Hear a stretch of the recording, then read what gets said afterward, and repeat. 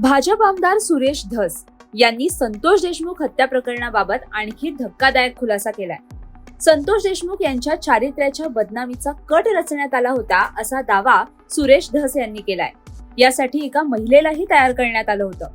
बाईच्या अंगावर हात टाकला म्हणून संतोष यांना मारहाण केली असा बनाव करण्यात येणार होता. परंतु दैठणा गावामध्येच आरोपींच्या मारहाणीत संतोष देशमुख यांचा मृत्यू झाल्याने त्यांचा हा प्लॅन फिसकटला असं सुरेश धस यांनी सांगितलं. मंगळवारी माध्यमांशी बोलत असताना सुरेश धस यांनी आरोपींच्या प्लॅनचा उल्लेख केलाय. ते म्हणाले की या विषयावर मी यापूर्वीही बोललेलो आहे. प्लॅन असा ठरला होता की संतोष देशमुख यांना उचलून कळंब इथे न्यायचं. कळंबमध्ये एक महिला तयार करून ठेवली होती. तिच्यासोबत झटापट झाल्याचं दाखवायचं आणि त्यामुळे आम्ही संतोष देशमुखला मारलं असं दाखवायचा हा प्लॅन होता. परंतु हा प्लॅन फसला, कारण दैठणा गावच्या अलीकडेच संतोष देशमुख यांचा मृत्यू झाला. त्यामुळे संतोष देशमुख यांच्या बदनामीचा प्लॅन आरोपींना करता आला नाही.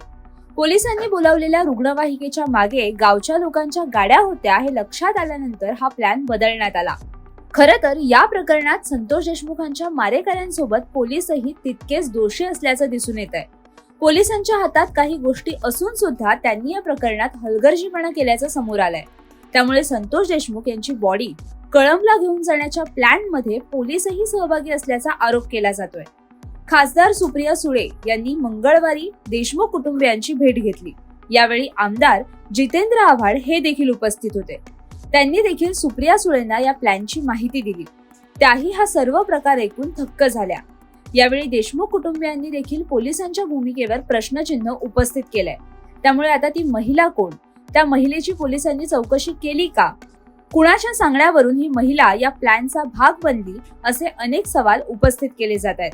त्यामुळे देशमुख हत्या प्रकरणात आता महिलेचा उल्लेख झाल्याने या प्रकरणाला नवं वळण मिळाल्याचं पाहायला मिळतंय. याबाबत तुम्हाला काय वाटतं हे आम्हाला कमेंट करून नक्की कळवा आणि अशाच नवनवीन माहितीपूर्ण व्हिडिओसाठी आणि बातम्यांच्या अपडेटसाठी माय महानगर लाईव्ह या चॅनलला सबस्क्राईब करायला विसरू नका.